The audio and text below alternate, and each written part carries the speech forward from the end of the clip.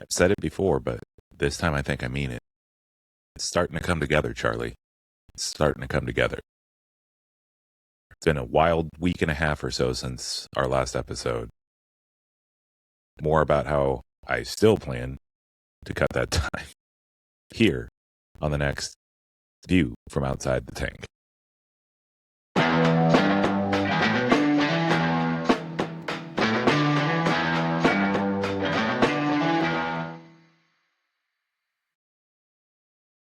All right, guys, it's been a busy 11 days since I saw you last. Lots of things happened. I'm glad I didn't record after Saturday, if only because I don't think I recovered until today. We saw some really bad hockey at the beginning of this stretch and have really seen it come around. There's something to be said for the idea that confidence breeds confidence, and I think you're seeing that in real time right now. But let's go through this real quick before I get too far into it. I am kicking around the idea of changing the format. I think what I've realized with the numbers I'm seeing is that nobody's really interested in a full 30 minutes of information, which is okay. I don't know that I am either. You like to get your information as quickly and as snappy as possible. And, I looked around and there's some other podcasts out there that are running like 2.5 hour run times, which boggles my mind. Like, that's longer than a feature length film. There's no way you can get anybody to pay attention for that long. So I think what I'm going to try to do is I'm going to try to do more frequent hits and shorter times. We might have a recap episode each week, but ideally I'll be able to record after the games and just do little 10 to 12 minute episodes, recapping the game and any short form news that may have happened in that week. So without further ado, let's get into this episode. We're going to basically glaze over the Caps and Stars games. Those were two unmitigated murderings that we don't need to talk about anymore. I think the last episode ended after the Caps game, and it was sort of a low point there. But now, we go down to Dallas and get waxed by them pretty good 4-1, where, we were decently in the game, but not enough to talk about it at all. So going from there, we go out to Carolina. Now, this looked like a game based on our first matchup of the season that was going to be another drubbing. And I think I said when we went into the trip that if we got, 5 points out of a possible 10, we'd be doing okay. And we ended up exceeding it, starting in Carolina. Again, sort of looked like a trap game because of how bad we had played before. Coming off two really bad losses. You didn't expect a whole lot from the team. But, we learned some things there. One is that the college kids are all right. Graf got moved up to the top line and was playing with Smith and Selly. And they really put on a show.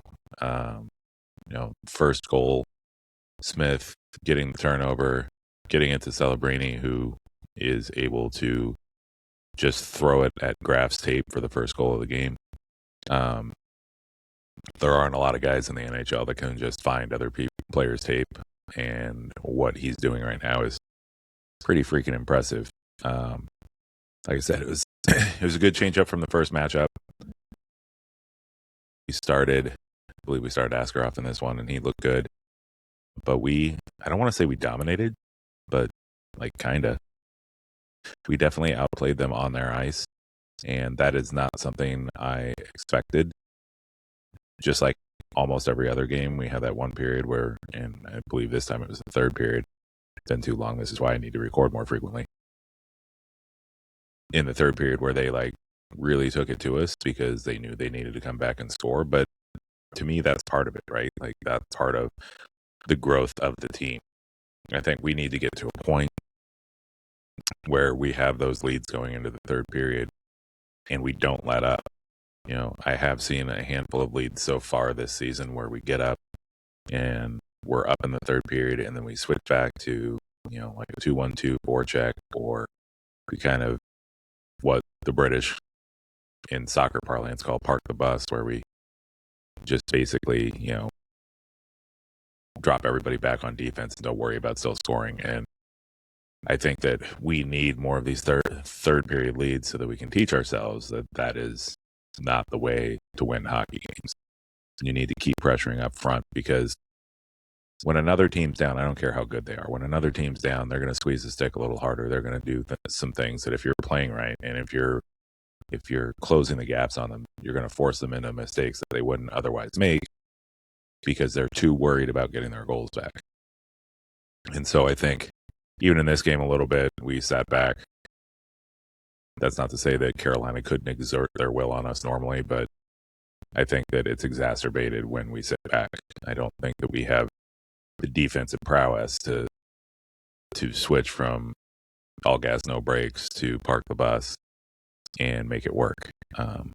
We got fortunate here that we were able to stay up and end up winning this game.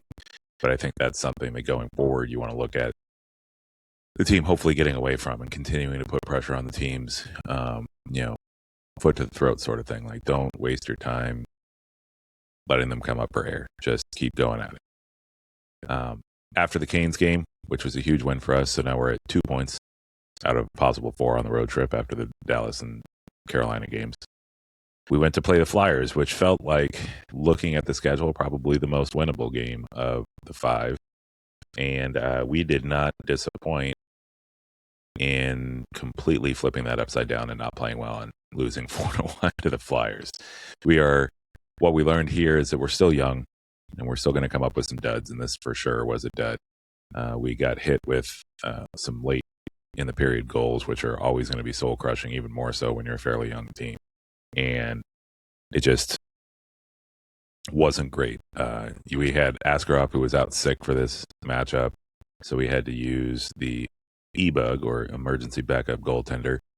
So we signed a guy that, some sort of geologist, I think, in Philadelphia. I didn't know they had geologists in Philadelphia. I guess they probably have them everywhere. But we signed him to sit on the bench so that, God forbid anything happened to Ned, that we'd have somebody to at least stand between the pipes. This is sort of the end of an era, in that this is the last season, I believe, where the e-bug rules are going to be this way, where there's basically a guy in the area that you can use as your e-bug should you have somebody down and don't have time to recall a goalie. I believe starting next year, the rules change where each team will have an e-bug that they can keep on their roster. So basically, I feel like that guy is going to be the guy that's not good enough to be top 2 in the NHL, probably not even good enough to be top 2 in the AHL. So he's going to be that tweener AHL, ECHL guy that is just there on roster. I think that's a wacky way of doing it. I think just allow them to have 3 goalies on roster, and that allows you to shift around a little bit. I mean, back in the day, I remember playing NHLPA 93, and I used to always play Chicago because I really liked that team then, even though they were like almost good, but not quite good. But I do remember that particular team carried 4 goalies. And I don't remember the 4th, but I know that it was Ed Belfour, Dominic Hasek, Jimmy Waite, and somebody else. And so if they can carry 4 goalies, why can't a normal team carry 3? Anyway, not the point. Point is, rules change next year, so you won't see those man off the street strapping on his adult league pads to sit on the bench anymore. I think the third point is Colin Graff is him. I don't know that we've had a better signing out of the college ranks ever. I don't know. I don't know how many teams have gotten lucky the way we've gotten lucky with him. But he is a revelation, and I don't think long term he's a guy that's going to finish on the first or second line, even though I think that he has the offensive talent to do it, because his defensive strength is so high. His defensive IQ, the way he plays on the penalty kill, but offensively and defensively, he's just amazing at finding the spaces. He's got good speed. He's got good hockey IQ in general. And I think, we're just seeing the tip of the iceberg on what he's going to become. I think long term, you're looking at him being like a third line winger, third line left side winger, where maybe you have Cardwell on the right side and Beestead in the middle, or Cardwell on the right side, McKenny up the middle when he's ready. But I think that he's just part of that future sort of pest line that, the more and more I watch throughout the weeks, the more and more I'm realizing you want at least the threat of scoring from all four lines. You're not necessarily going to score. And fast forward to last night's game, there will be some times where that line comes up or those bottom lines come up. But I think that you want at least the threat that line can score. And I think that if you have defensively responsible guys like that on the third line, it does two things: that facilitates your penalty kill so that your top two lines can get rest and come out immediately at the end of the penalty kill. But also it takes the pressure off those top two lines to have to play defense against the other team's top line. If you've got guys that are that good at getting in and pressuring the puck and making even the best players in the world have to think twice about what they're going to do. But yeah, Colin Graf is a big part of the future of what's coming for the San Jose Sharks, I think. I think one of the other things that you notice in this game that we've noticed in some of the other losses is as soon as we hit that moment of adversity, we lost structure a little bit. We didn't play within our system as well as we should have. And that's to be expected from a young team. But I think as we get through these next couple games that we're going to talk about, that all of a sudden changes. They all of a sudden don't lose that structure, and you see the benefit to not losing that structure. They had a little adversity and got those late goals scored on them, and you could see it kind of unravel them a little bit and unnerve them and make them play in a way that they're capable of not playing in. So that was the other dud on the trip. So Dallas and Philly, not super ideal stops for the San Jose Sharks. But then we went up to Toronto, and lucky for us, Toronto not figuring it out yet this season. Like, they still have all the pieces in place, I think.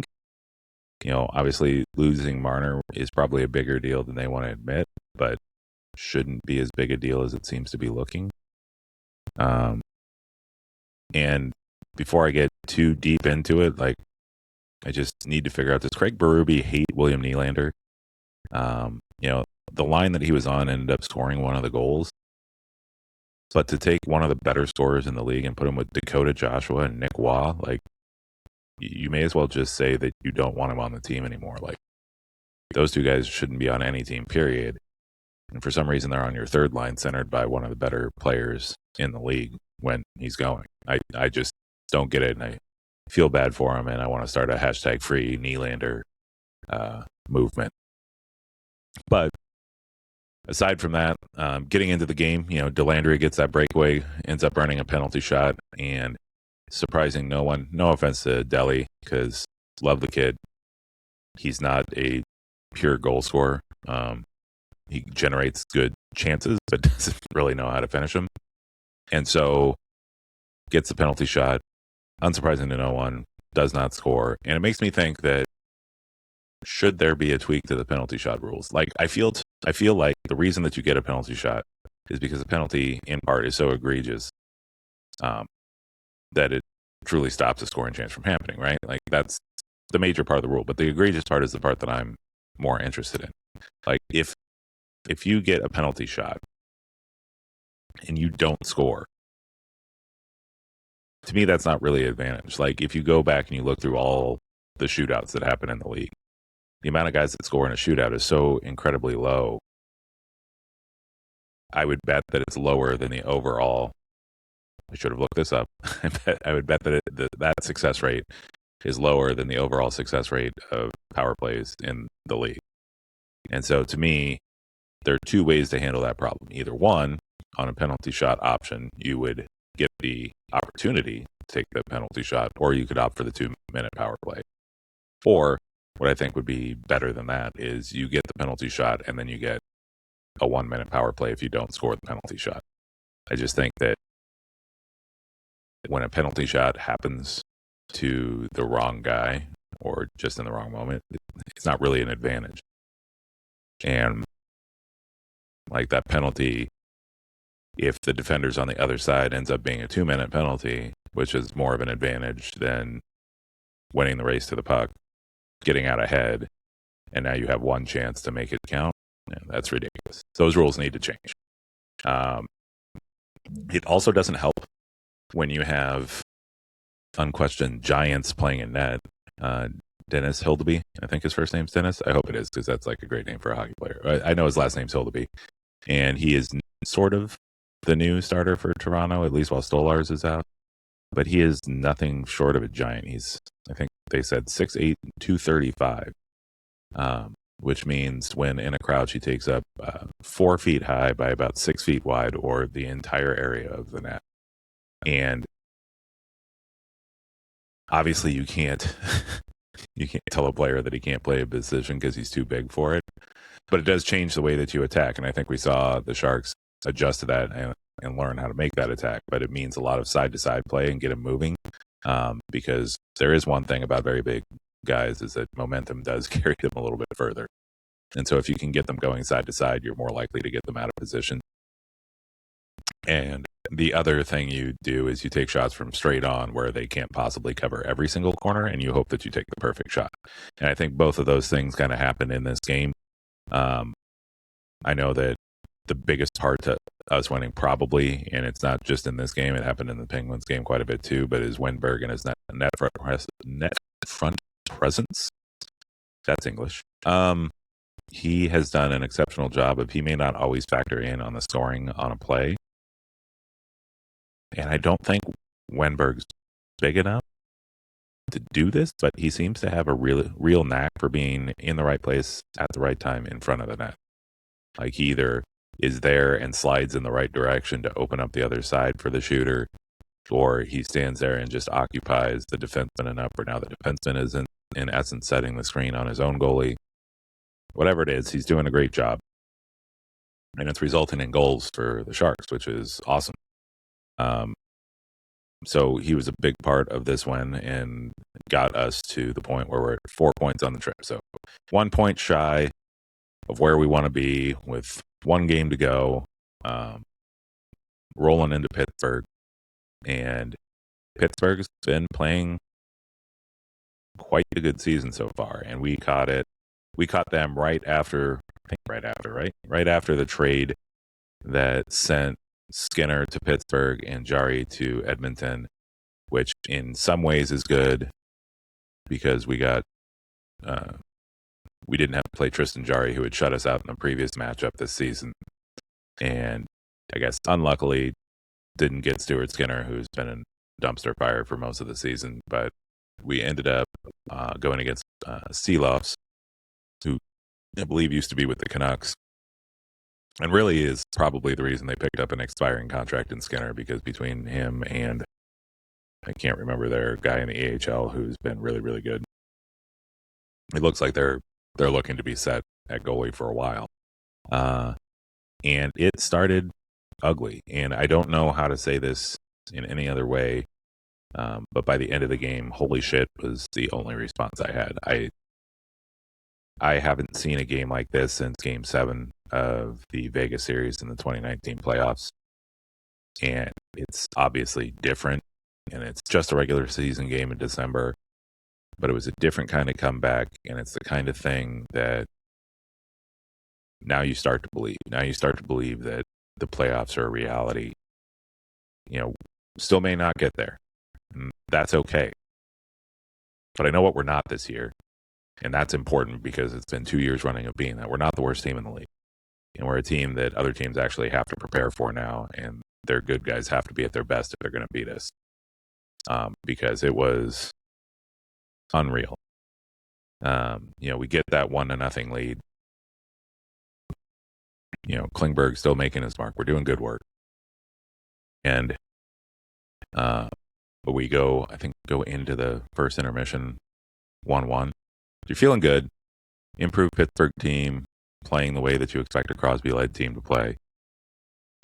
Going into first intermission, tied 1-1. And then the floodgates open in the wrong way in the second period, and we find ourselves at the end of the second period down 4-1. Now, I'm going to, I have a certain defender that I harp on, and I'm sorry. I don't want to. I would prefer that he went somewhere else so I can find another person to harp on. But the one thing that I noticed watching back the replay is that Pittsburgh scored 5 goals this game. 1 in the first, 3 in the second, 1 in the third. Now, 3 of them were power play goals. And so you're really only rotating a couple defensive pairs on the penalty kill. But Pittsburgh scored 5 goals. Nick Leddy and Mario Ferraro were on the ice for all 5 goals. That feels like a statistical anomaly. That feels like something that, like if you had to set a threshold of 4 goals or more or something like that, I bet on less than 2 hands you could count the amount of times in the NHL, like in history, where the same defensive pairing has been on the ice for all of the opposing goals of 4 or more. It was uncanny. It was exactly what it is. And, a few weeks ago, we got into the Klingberg bashing about how he wasn't really measuring up and he wasn't doing what he needed to do. And now it's very much squarely on Nick Leddy, which is fine, because also not doing what he needs to do, although Klingberg's obviously turned it around quite a bit. And why aren't we playing Mook more, and why aren't we playing the young guys more, and all that? And I 100% agree with the basic principle of that commentary. But I think where we're at and what you're noticing is we're going to play and ride these guys that we want to be able to trade, because nobody's going to take them if they haven't been playing. Like, nobody's going to take Leddy for anything. Like, literally anything. Not a 7th round pick, not a bag of hockey pucks, nothing, if he's sitting in the press box every game. So, as detrimental as it may be to our overall playoff hopes, if the hope is from Mike Greer that he wants to trade him, then he and Ryan Warsawski are going to make the choice to play a guy that they know is not as good in Nick Leddy, in my opinion, in Mario Ferraro, or for a while up until recently in John Klingberg, to get them ice time to showcase what they're good at doing, so that hopefully you can get anything out of it in a trade, just anything whatsoever. Mario, you're going to get a lot more for, because regardless of how I feel about him, I think that he has a certain skill of that sort of glue and trying harder than most people, even if he doesn't necessarily succeed more than most people, that is going to go a long way to the non-statistical people in a opposing team's recruitment department, if you will, in their GM room. If you let it get to the analytics guys, we're never going to be able to trade him. But if you don't let it get there, then he is going to be a movable piece that helps us get something back, probably. But my point is you got to send those guys out, and you got to let them play, and you hopefully don't watch them fail, but it's the only way. And so we're going to see more of Leddy than we would like until we can figure out how to get him to another team. What else did we see here? Back, I've run out of superlatives for him. After last night's game, he's at 51 points on 100 goals, meaning he's factored into 51% of the scoring, which is,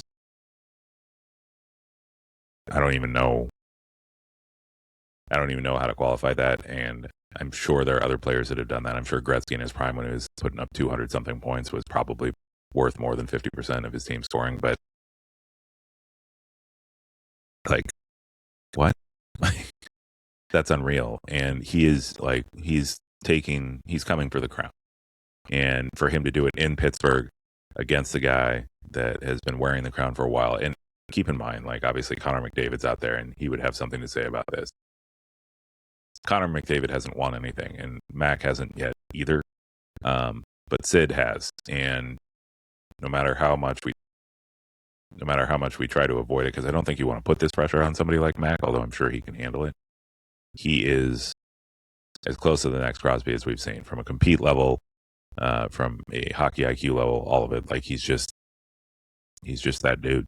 And he is going to throw the whole team on his back if he needs to and carry us across the finish line. And he did a lot of that in this game. And I think what you're seeing is especially recently when Klingberg was having a tough time, now you're seeing Celebrini almost look to him and like, I don't want to say that he's single-handedly made John Klingberg better, but kind of.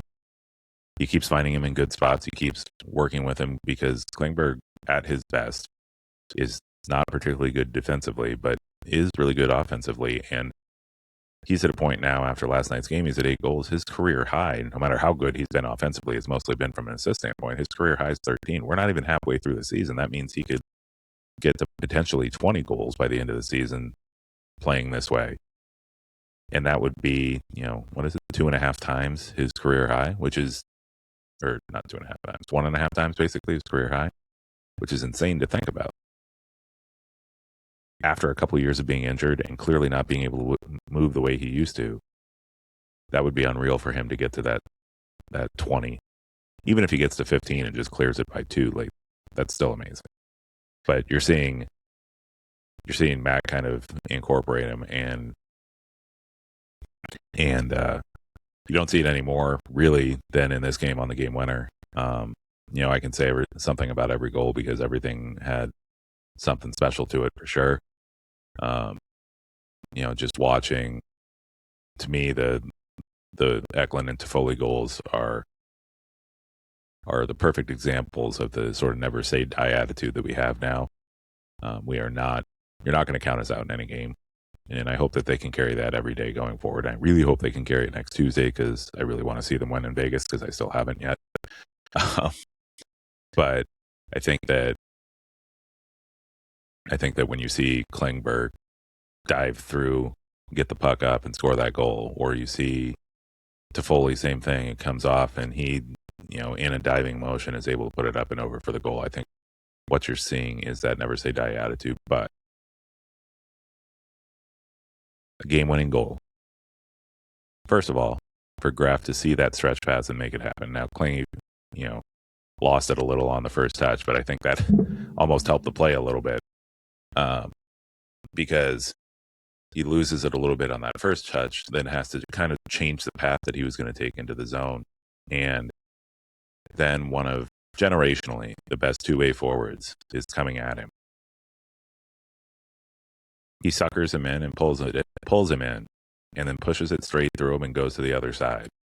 Kicks it over to Mac, and then opens up like a goal scorer would do, ready for the pass back from Mac, and buries it.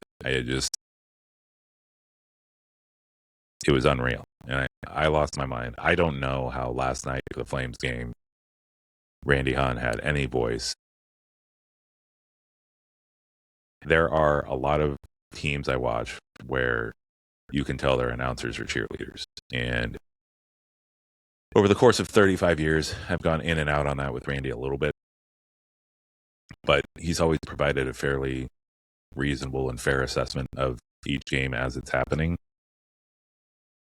But is still at the end of the day a Sharks fan and will get horribly emotionally excited and involved when something amazing has happened.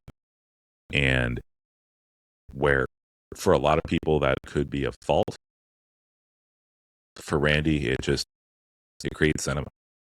There is nothing better in my mind than the excitement that he just got on a mid-month game in December for a team that just finished last in the league 2 years in a row against a team that also hasn't been good the last couple years. He has a knack for knowing when something's historical, and the type of comeback it was absolutely that.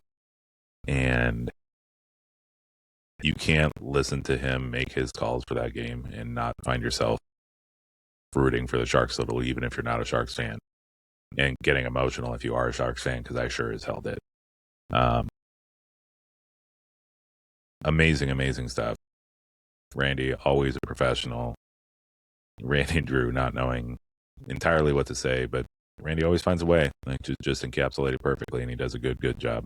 And so kudos to him for a call that that really helped galvanize the moment. With all that good news, we were also playing a couple forward short by the end of the game, which isn't super ideal. Will Smith, who's had a great season skating alongside Mac, went down on a hit that I don't want to say it was dirty because it wasn't particularly dirty. I think he took an extra step that he didn't need to take when coming in on the hit. Wotherspoon, or however the hell you say his name. And Will, I'm sure, knows that he braced himself for impact in the wrong way. Like, I'm pretty sure he was trying to protect his head, and smartly, I think that was a good decision, because I think at the angle that Wotherspoon was coming down at him, he probably would have hit his head on the boards or on the corner of the boards, and that would not have been good. But by bracing himself the way he did, his arm was a little higher than it needed to be, and I'm surprised that he didn't end up with a dislocated shoulder. And then Kurashev, just that awkward ball going into the board. And it sounds like he's going to be out longer than Smith will, so Smith, maybe it was just a stinger or something like that. But those guys are both on the IR. Smith is eligible to come back for the Vegas game next Tuesday, but he'll be out the rest of the week, which means that we are getting a look at a couple more Sharks prospects. Well, one more, and then one that's been up already this season that you know how I feel about. Ethan Cardwell's back up, and nobody could be more excited than I am about that. He buzzes around the ice when he's out there. I don't want to call him a pest, but yes, he is a pest. In the game against the Flames, I thought that he looked great. He had one play where he pinched to a guy that Mook was trying to close off up by the blue line, and then that pass got to the middle, and then nobody collapsed on anybody else, and it ended up being a goal for the Flames. But I don't want to chalk that up to it being his fault. Like, for a guy that doesn't score a ton, especially when he's up with the Sharks, I think you always notice when Cardwell's on the ice, just because he's buzzing. He's everywhere. He is the perfect person for the 3-1-1 forecheck, because he knows where to be, and he's fast enough to get to the next spot as he's going through the rotation. He's just so good. So happy to have him. And then Igor Chernyshov, Michael Misa's former teammate in Saginaw, gets called up after stringing through a number of successful games for the Barracuda. And I didn't know entirely what to expect out of him, because I really haven't seen him much. Like, I know what he did in juniors and what he's been doing with the Barracuda, but those leagues clearly different than the NHL.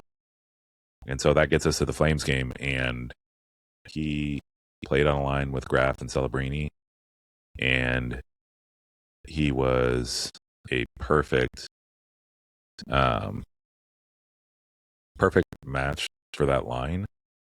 He is faster than I expected him to be for a big guy, because he's definitely a big dude. He plays heavier than most of our guys on our top two lines, but he doesn't play as heavy as he could with his size.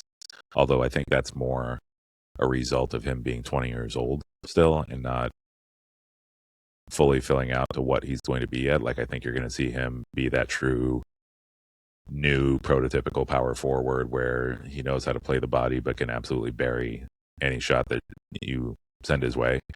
And I thought that he had a fantastic game. I think that Klingberg's goal happens because of him. He is holding up Anderson right in front of Dustin Wolf, and it gets played by Klingberg. It almost looked like Klingberg was playing the deflection, like he knew he was going to throw it off of one of those two bodies and get lucky. Ends up hitting Anderson because Chernyshov's holding him in place. Not holding him, but keeping him in place by utilizing his size. Bounces off Anderson and into the net for our goal. And then in the Celebrini goal, which we'll talk about more in detail shortly, Graff got a lot of credit for getting the turnover, making the pass. All of that's true, and that was a great play by Graff. That play doesn't happen without Chernyshov making the play at the blue line. He, as part of the forecheck, goes and pinches on the defender that is about to pick up the puck at the blue line, makes him make a bad decision. That bad decision leads to the puck on Graff's tape and going the other way. And he's another one. He's only on the ice for, I think he had like 12 minutes of ice time or something like that, which is impressively little for the fact that he was basically playing on our first line. But I felt like I noticed him. I felt like I noticed him every time he was out there. And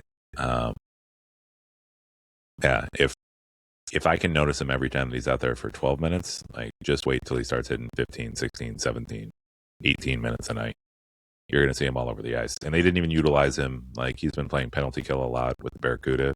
They didn't use him at all for that, when I think that would have been nice just to see what he could do. But at the same time, it's his first game. You're trying to get a win. You're trying not to get him overwhelmed. I understand it.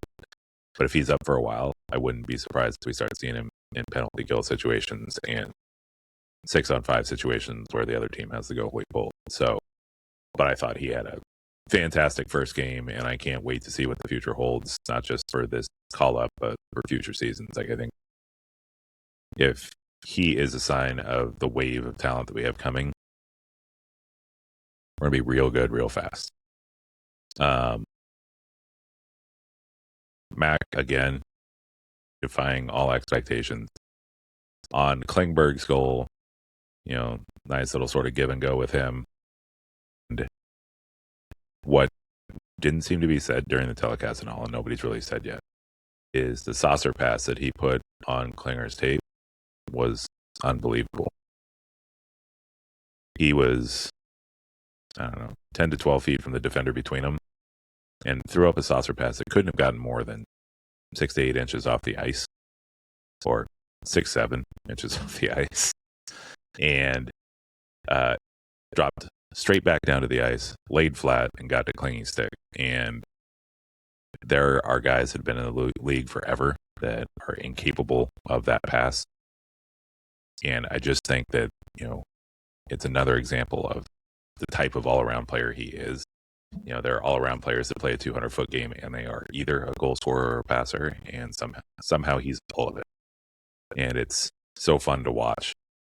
And again, it's so fun to see him get Klingberg involved. Then we get to the move. I know I'm at a loss for words. I'm going to try to go through it. It wasn't that it was a spin move. Guys do spin moves, all the time. One of his first goals, maybe his first goal in the league, was a spin move. It was the fact that he went against direction. So he wasn't spinning into the play. He was spinning away from the play. Blindly. From the top of the circles or so, giving him not a whole lot of space to make a full rotation. Spun off the defender, around the top, back, and was able to square himself enough to get a shot off. Now, if it ends there and the goal doesn't go in, it's still an amazing play.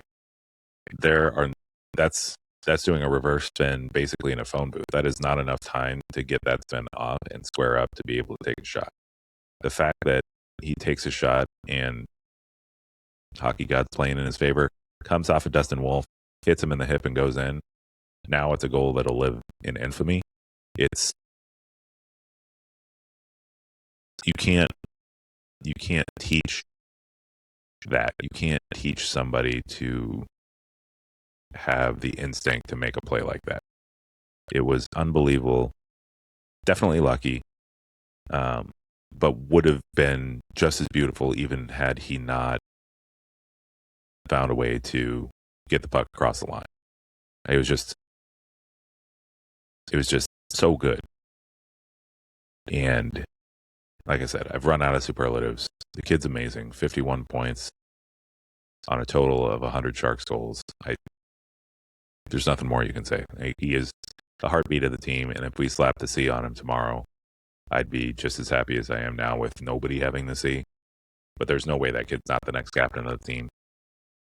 And there's no way that kid doesn't carry us to the conference finals in the next 5 years or less. He's everything in it. He's 2 years in, and he may already be, I don't like saying this because we've had a lot of good players, he may already be the best Shark of all time. And he is 19 years old. That is so horribly exciting and pressure-filled, and holy crap. I can't wait to see what the future holds for that kid. But to me, the story of the night is none of that. During training camp, during the the preseason games, everything. Barkley Goodrow looked horrible. Looked like we were wasting a roster spot on him with too much talent in the AHL. Honestly, Delandria, going into training camp, I felt the same way. Like, he had such a bad end to last year that both of those guys were just not it. But even getting into this year, then Goodrow was still a mess, and you didn't know what was going to happen. You didn't know if it was going to be worth it to keep him on the roster. And I still don't know whether or not it's worth it to keep him on the roster. I think it is, just because from a leadership standpoint, a guy that's won a couple cups and a guy that has a history with San Jose prior to winning those couple cups, like, he's invaluable to the team. But his 2 goals yesterday were spectacular. First, the play that everybody thought was icing except him, and thankfully, him and Zach Ostapchuk, neither of them probably thought it was icing, but everybody else did.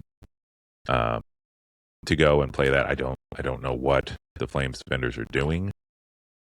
I understand the guy that was going to the point where the puck was hitting in the corner. I don't understand why the other defender was going to the other corner instead of net front, but whatever. They go, they spread the net. He's by himself in front. Dustin Wolf's not ready because he assumes it's going to be icing, and he scores a goal based solely on hustle. Then later in the game, there's another potential icing, and Rasmus Anderson was definitely pissed off about this because he thought it was a 50-50 puck, meaning it should have been icing, but he was skating back, or at least not trying as hard as he should have been. Goodrow beats him to the puck, negates the icing, immediately gets tripped, and we go on the power play. We don't score, but it's those type of plays that give you that advantage and give you that opportunity to get a power play goal. It's those type of plays that teach the young kids the type of hustle that they need to have to be competitive. And it was amazing. And then on his second goal, just being part of the scrum, really, and being there and ready and available when that puck squeaked through but didn't quite cross. He played a really good game, played solid on the penalty kill. He's definitely no better than a fourth liner, but he is sort of the epitome of what your expectation and hope is for fourth liners going forward for this team, in that he provides a little bit of a threat to score, plays strong defensively, and is a good leader. And if we get that from our third and fourth line guys going forward, we're in a good spot. So that's a week. That's the 11 days. It was a lot of stuff going on. And again, like I said, I just covered a whole bunch of stuff in 40 plus minutes, almost 45 minutes. My goal is to do these after games more frequently. So fingers crossed, Thursday night or Friday morning, I'll post one with a recap of the Dallas game and any news that may have come across the line. Saturday to Sunday morning, same deal. I'm going to try to do that. And then, because they play again Saturday. And then another 2 days off, and the next game's in Vegas. And we'll see if the missus lets me. I'm going to try to bring my podcast equipment with me so that I can do an episode either night of the game or the next morning before we head out and have some fun before driving home. So, thanks for tuning in. If you made it this far, I really appreciate it. I know it was a longer episode than normal, and there was just so much that happened and so many positive things, obviously some negative games, but some positive things that I think are going to be the future reality for us. And I think that I went from hoping for the playoffs. I'm not expecting it now, but I'm expecting us to be in the conversation till the very end of the season at the very least. We're just playing too well not to. And this has been said a lot from other hockey writers and stuff that have podcasts. If the Sharks, who have been the last place team 2 years in a row, find a way to make the playoffs with Celebrini putting up more than a point per game, I just don't know how you keep the MVP away from him. I don't care how good anybody else's season is. I don't care if Colorado sits at less than 10 losses on the season. I know how good Nathan McKinnon is, but I just don't know how you can't give it to the guy if a team expected to be as bad as we were expected to be, and as bad as we were for the past 2 years. In his second year, putting up the kind of points he's putting up, putting the team on his back and carrying them through games. I don't know how he's not the most valuable player in the league. And so I'm excited to see that chase in the weeks upcoming. I don't think you can keep him off Team Canada's roster at this point. So I don't expect that to be the case. Yeah, just exciting stuff. So again, thanks again for the watch. Definitely like, subscribe, and share. Tell your friends. Unless they like the Ducks or the Golden Knights, then don't tell them. Make sure to give a watch and a follow to Trailer Park Sports Network. He's doing some fun stuff in sort of shorter form that really, especially if you're a new fan, like, he's fun to watch. He gets super excited, and that's what we need. Is we need the guys that haven't watched years and years of not doing what we were expected to do, that have grown a little jaded by it. We need the guys that just are excited every time out. And make sure you give Brody Brazil a listen, either through the Sharks, who he's an employee of now, or through his own channel. He does amazing work. But yeah, I'm just happy to be part of the family of people that talk about this team. And I'm looking forward to the day where I get to brag almost every episode. It's nice this episode to be able to talk really well about the last couple games and the road trip as a whole. But I want to talk about it the way I was able to talk about it when we were really doing our thing. So thanks again, and we will see you next time on A View from Outside the Tank.